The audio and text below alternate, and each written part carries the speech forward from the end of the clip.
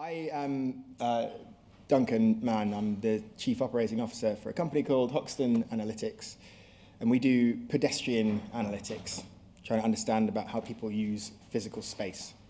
So what does that mean? Essentially, that we place devices, a bit like that one in the bottom corner there with the green box around it, little camera, low to the ground, looking across the floor for footsteps and movement using computer vision. So it's trying to identify people walking left and right, trying to figure out flows of traffic, and trying to understand richer insights like demographics, such as gender, male, female. And with sufficient accuracy and with these placed in the right places around shopping malls, buses, retail units, you can start to build up even richer insights like average dwell time and occupancy, all from this single little camera. And what the camera's seeing, if this plays, is this. So the camera's just looking across the ground. There's lots of layers of machine learning, spotting a shoe or a footstep, spotting another one after it, tying them together and recognizing it's the same person. It's doing all of this in real time, figuring out what direction people are going in, and then slightly richer things like gender, which I'm sure I'll get questions on at the end, but it's doing quite a lot of sophisticated bits of analysis. And so the idea being that you can gather really rich, accurate data, but as you can see, you've got no faces or anything personally identifiable. So when we're talking about the importance of data and still being able to gather this rich insights within the frameworks of GDPR, this is one of the ways you can do it. And so, I mean, that is when we talk about why do we do it like this. It is really because we're trying to tackle three key challenges. The first is around accuracy. One of the ways I look at that is that you'll know there's lots of different technologies for gathering insights on how many people visit a space, how is that useful for conversion rates, where do they go, and those technologies include things like mobile phone tracking or Bluetooth beacons. And the issue with technologies like that is just that they are only capturing a subset of the individuals. So it's not, you have to have your phone Wi-Fi on. You also, if you have two phones, you're going to throw the data out. If your Bluetooth's not on, the beacon won't pick you up. So you're really capturing a subset of people, and then you're kind of extrapolating your insights from there. And so it's kind of gathering a lot of information about a small number of people. What we're doing is almost the inverse of that. So we're saying we're going to gather some information on everybody. And so it means we're less subject to bias, essentially. So we don't, if there's, for some reason in a shop, there's a tech conference nearby, you'll suddenly get a huge uplift in the number of Bluetooth users. And so it looked like your visitors have spiked. And actually, it's just the type of people in the area have changed. Whereas, hopefully, the tech conference won't have an influence on the number of feet that come in the door. So it's kind of less subject to this sort of bias. We're picking up some information, but on everybody. And the other thing to mention about accuracy is that if you watch that video again, or not. Let's see. No, it's not playing with me. Okay. Again, we don't have any faces. We don't have any mobile phone data. So it means that when the machine counts 100 people left and 100 people right, we can extract this actual video, send it to be counted by a human, and they'll say, oh, actually, it was 99 people left and 101 going right. So we can audit the accuracy of that data, mainly because it doesn't have any faces in it. You can't take that video off if you're using facial recognition technology, for example, because you've got personal data on it. So this allows us to stay super accurate and also unbiased, I'd say. In terms of privacy, obviously, it's nice to be on the right side of the law. I think there's definitely still great value in gathering information on the way people behave, whether it's in stores, in transport, in real estate. But I don't believe it should come at the cost of everybody's privacy, basically. And I think this is one of the ways that you can do it without having to infringe, or cross that line. So the final one is really around deployability. So it's nice to have great technology, but ultimately it's no use if you can't deploy it easily. And for us, that means deploying it everywhere.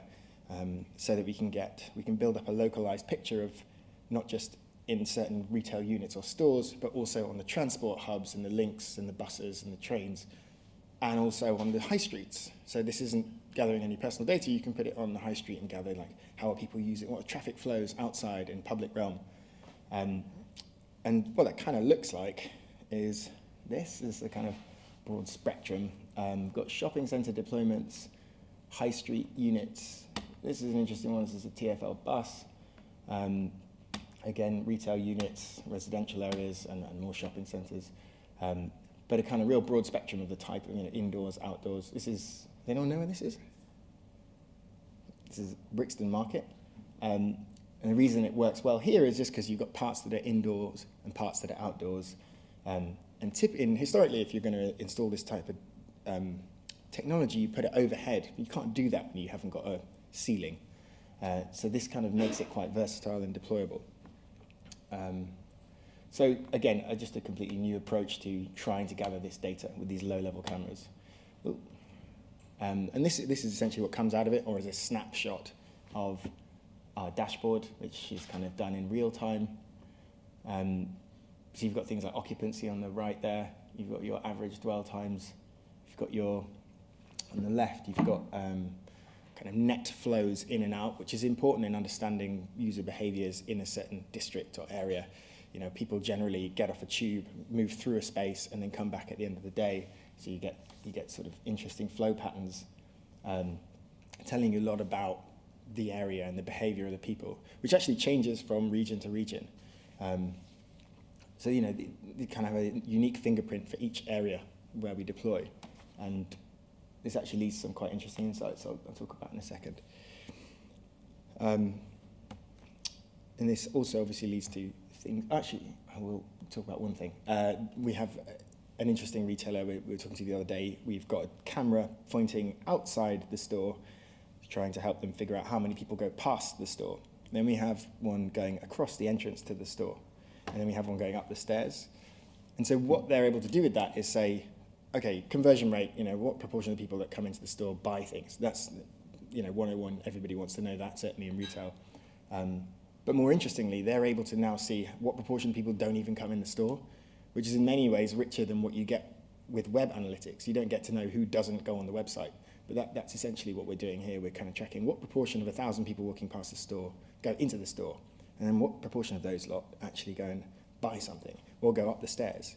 And then we can segment it and say, okay, how does that conversion funnel work for males? Is that different for females? When we run an advertising campaign, does that change?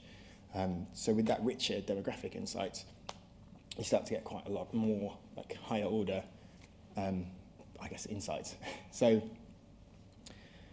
this, broadly speaking, all feeds into this sort of general industry trends that we spot and how we might be able to articulate these to our clients and anyone that wants to know more. Essentially, physical spaces are under pressure in a lot of ways, certainly retail. There's definitely seems to be a drift towards experiential stores, and it's less about transactional shopping, and this is accentuated by things like click and collect.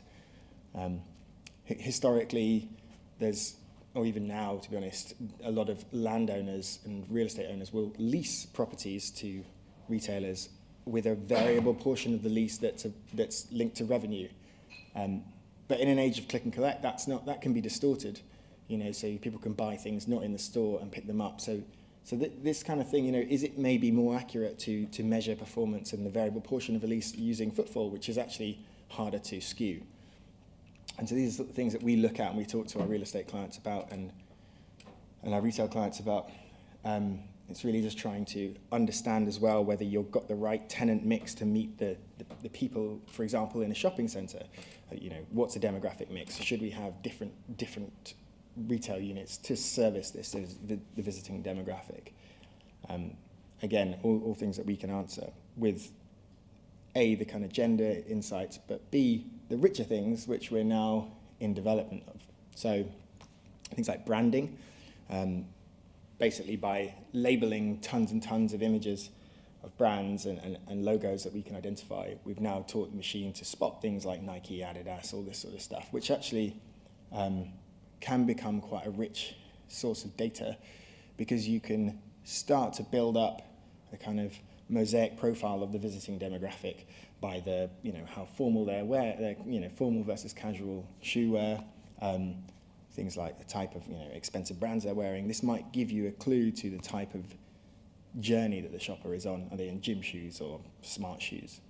And that sort of thing also feeds into this idea of asset categorization. What we want to do is, in the same way you have a mosaic profile for a shopper, we want to have that for a building. And so this is the type of building when we put in things like weather and the visiting demographic and the behavioral trends. There's a kind of fingerprint for that type of building.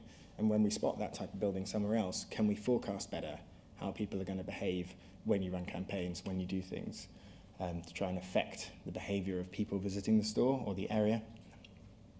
And then finally is the kind of, I guess, trying to get richer data out of the areas where we are filming. So we've got, rather than just have one camera pointing across an entrance, we'll link together a number of cameras, all low down, filming across the floor, and we'll try and tie these together and basically build up a map of the floor and see what the actual journey of each individual person is, once again, without breaching privacy. So at no point do we know who they are, but we can see that somebody might walk into the store, let's say walk near the window at the side and choose not to come in, or they might come in through the front, walk around here to the right. We'll be able to pick up a sort of general trend in behavior for males, for females, for Nike trainer wearers, or whatever it is, however we want to segment the data.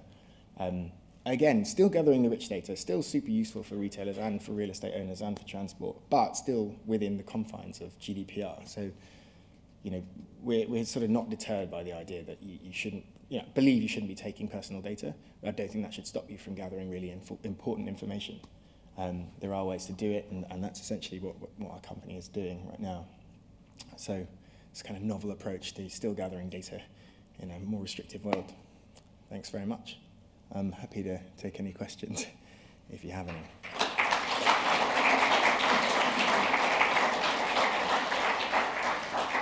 Again, I must apologise because the implication of the typo was that Duncan had only got 10 minutes. So the reason why I was really fascinated about this was because it was a completely different way of tackling this old problem. And I know I was a bit disparaging about AI and some of the new analytics. One of the areas where there's definitely been huge amounts of development is in the area of analysing graphical data as many of this opportunity possible. So I'm keen not only for you to think about how this particular technology might apply to retail, which is of course of interest to some of you, but just the whole idea of stepping back and saying, well, with the ability to analyse pictures in a much more detailed way now, what else can we do differently rather than just using the data? So thank you very much. I was particularly interested in whether you can track individual feet moving around the store. So we call this the Harry Potter map when we're talking about it internally. But yes, you should be able to. If you can tie different cameras together, one camera can spot somebody walking and then essentially throw it over to the other camera and say that's the same person, and they'll track it around. But crucially, you don't know who they are, you don't know where they're going afterwards. I guess you could then time it to what if a transaction took place in the actual terminal. You should be able to. There's just a lot of data there, visually, especially if you're getting a sort of 3D map of the store. You kind of suddenly open yourself up to loads of second order information about the type of shopper and the type of way that they purchase. Apologies, I'm hogging it. Are there any questions at the back there, right at the back? I can talk without microphone. Hi. So, what is your current coverage in the UK, and then how many cities, and then within a city, what is the percentage coverage of the city with this technology? So, well, it's still. We're company's 4 years old, so we haven't got to the critical mass where we can know everything about lots of cities. It's still very, early on. There's quite a bit of coverage in lots of central retail areas in London, so outdoors, and then in shopping centres and in a number of retailers. When you go outside of London, slightly less, but we have deployments in Scotland and Wales. But I'd say, the majority of cities we don't cover yet. Because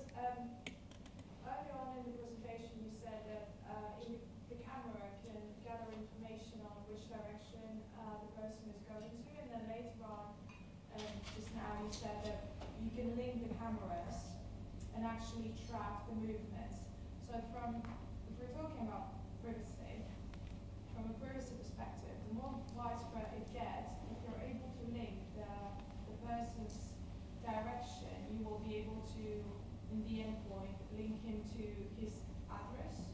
So yeah, I strongly suspect we'll never get that sort of coverage. This is more, yes, you're right, obviously, if you could track someone from their house to wherever around the city and then back to their house, yes. But we're talking about where somebody has an incentive to map a particular area that they own, usually an asset like a shopping mall, but there's no incentive to track them after that, and also certainly no budget to track people all the way around the city.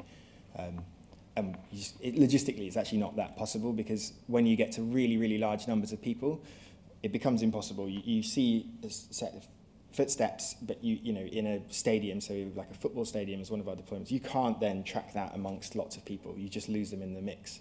But over a small period of space, smaller space, you can sort of figure out where people go and give that richer data. You couldn't track people around a city. It's just too big a problem, basically. Apologies for the last question. It might be very maybe you can't disclose this information, but can you give examples of some retailers that already use this technology and that you're partnering with? Well, I can't, because they're all under NDA, with the exception of Qubits, you know, the glasses people, and they have like quite like a trendy glasses manufacturer. They have like a number of stores in London, but they're like a young company, so they don't care about us talking about their data. Yeah, they love it.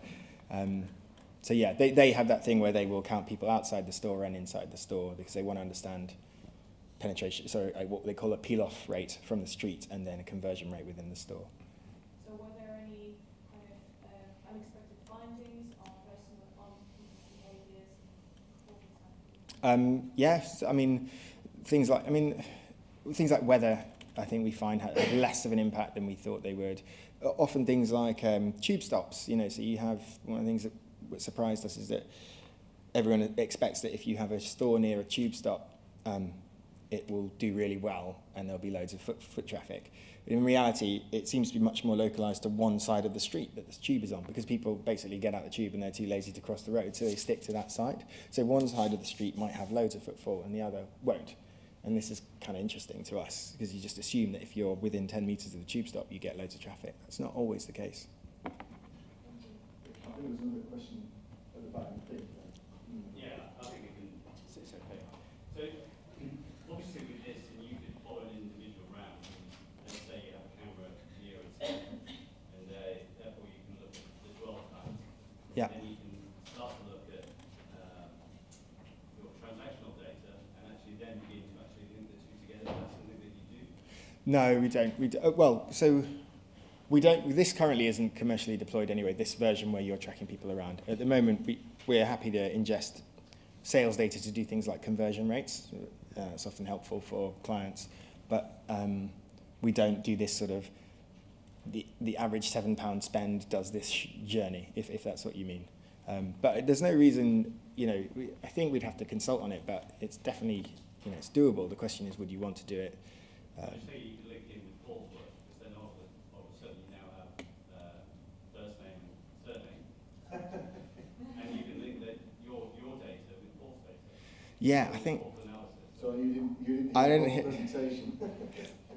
Well, yeah, I mean, I guess the only concern we'd have is probably around, you know, if we're tracking an individual, we know who they are and we know what they did. I didn't know. It's probably one of those things that I'd probably take advice on, whether it's, you know, to what extent we can mash up data, because it's usually fine in silos, and then you bring it together and you're suddenly breaching some sort of regulation. But I don't know. We could talk, Paul.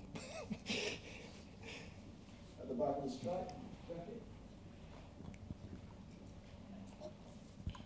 Well, if I can have a microphone, I'll get it. Thank you. I'd like to bring the debate a bit back to diversity a little bit, because initially in your presentation you said that it's completely unbiased because, you know, you don't see faces and things like that. But I still have a little, I don't know, voice in my head that makes me think actually maybe not. And how can you be 100% sure? For example, if you assume that someone in heels is a woman, then you completely forget about the idea that some trans people actually like to wear high heels, and therefore maybe a street where you would assume there are lots of women, actually they're not, they're trans. Yeah. And so how can we all be, like, I work for a company, large company, we'd like to be more diversified in our campaigns, in our analysis, in how we treat our employees and our customers. So how can we all be sure or work to become better at being diverse in our thinking and analysis? Yeah, I think it's a really good question. I think gender is a crude and non-binary concept. So I take your point, and I think that the reason firstly, we have two types of accuracy that we talk about. One is counting accuracy, and I think that is about, how many people did you see irrespective of any sort of demographic breakdown. We're extremely high with that, it's kind of 98%. With our gender identification, we see it's about 80% because actually it is really hard, and we know we're going to get it wrong sometimes, and size 8 Converse white is going to be impossible to tell for a machine. So, and then that's aside from the whole gender categorization issue anyway. But the reason we do give this output is because as it currently stands, a lot of retailers do care about it. So, and they do segment it into one or the other. So for us, it's something they care about, and they want it, even if they know it's not perfectly accurate and it suffers from lots of issues. It's still enough to make some decisions about whether a marketing campaign has worked. But take your point, and we know it's not always right. I mean, it's impossible to be exactly right about something. Thank you. I couldn't say good answer. I don't think there's a good answer, but that was an interesting point you made. And I think for me, we all have a duty, especially companies like yours, to sort of highlight to their clients that there's not just female and male anymore. Yeah. And now there's like another. There's a doesn't know anymore, the still thinking about it sort of option, or actually have made my mind and it's neither.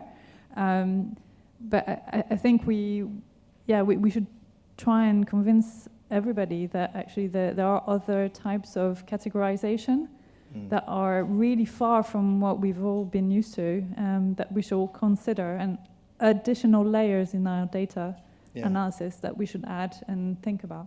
Yeah, I agree. It's an education point, I think. Yeah. Just a very quick point myself here. Hello. I think Tim's giving me someone else. Sorry. A big fan, because in a past life I've used a lot of this sort of data myself, so it is really very valuable. All I would add is I'm not quite sure you're completely out of the woods on GDPR. You're not factoring in really short people, such as toddlers and buggies, which then gets you into images of children, which gets you into a very prickly stage with GDPR. Secondly, I hate to point out, but I didn't see any signage to tell people that you were filming them, which I think, unless you're the state, for security purposes, I think is a legal requirement. But forgive me for being the poo in the pool, as Google would say. Yeah, so I mean, we've had like Bird and Bird legal opinions that say that it is compliant. I mean, in terms of the question about if we ever picked up any faces and things, we actually run facial recognition to avoid that. So we're sort of it's like the anti-facial recognition. So we will run facial recognition algorithms over the top of it, and if we ever spot a face, we just delete all the video. So there's lots of kind of backup mechanisms, and one of the fundamental tenets is like private by design. That's the whole point, and it is pointing too low. It's really low when it points down. Thank you. I think Jen was next, and then just the white jacket. Yes, thank you. I think you've answered my question, which was around how you deal with instances when you have faces in the videos of someone tying shoelaces or a child having a tantrum. Yeah. So, thank you. And it's also compounded by the fact that we take a very, very small number of those videos. About 1% is enough to verify accuracy, but we still run this testing over it and then delete it if it's at all questionable. I think there's you're first. So I noticed the video wasn't very diverse in itself, and a lot of people wearing leggings, trousers, and knee-high boots. Yeah. So if there are things that are personally identifiable, like tattoos or things like that, there is information there where you can be tracking individuals, and do you deal with that at all? Or? So I think, luckily, the resolution's very low. It's actually really hard to see that, and it's deliberately like that for lots of reasons. That's one of them. It also makes the computer vision problem much easier. But yeah, again, it's all about, I think, reasonably speaking, it'd be impossible to tie this together with any sort of identification. I don't think you could realistically tie a data. You're right. In theory, it's possible if you tattooed your name and address on your ankle, but you. Yeah, and I think you're right, but the resolution is sufficiently low that it's actually not possible to identify that sort of stuff. But no, it's a valid challenge.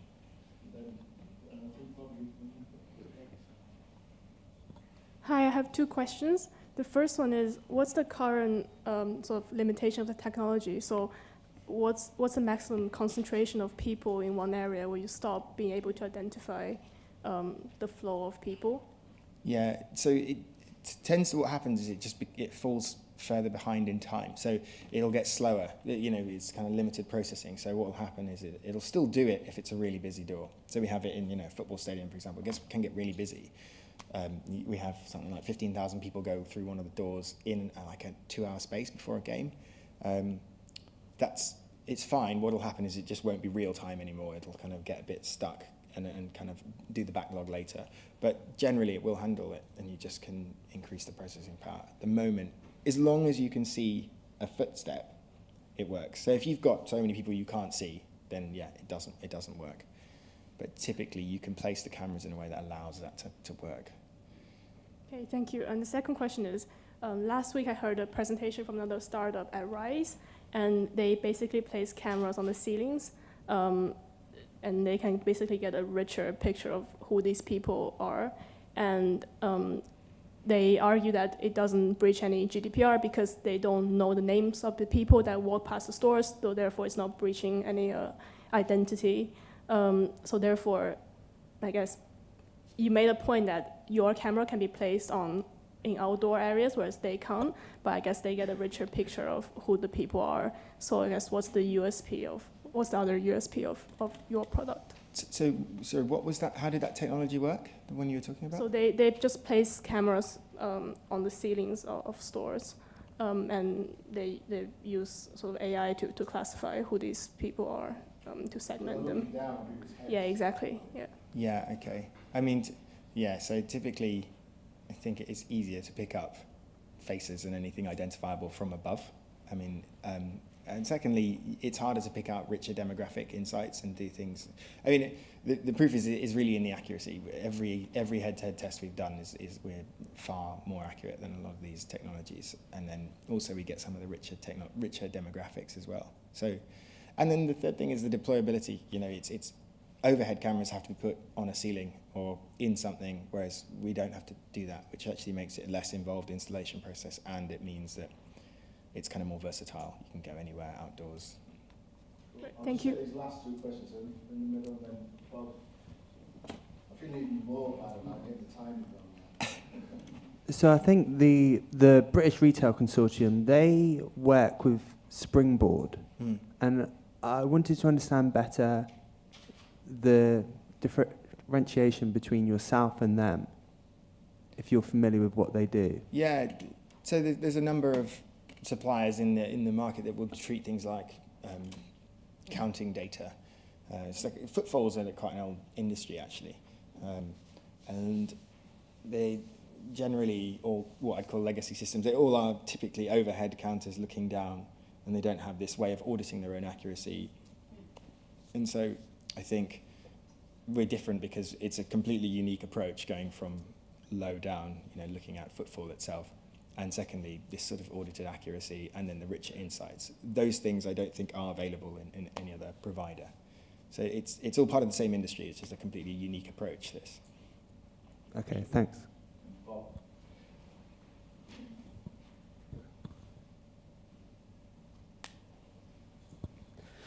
I think it's no coincidence that almost every question that you've had is about de-anonymization risks in the technology, because you've stressed that privacy is absolutely at the center of what you do.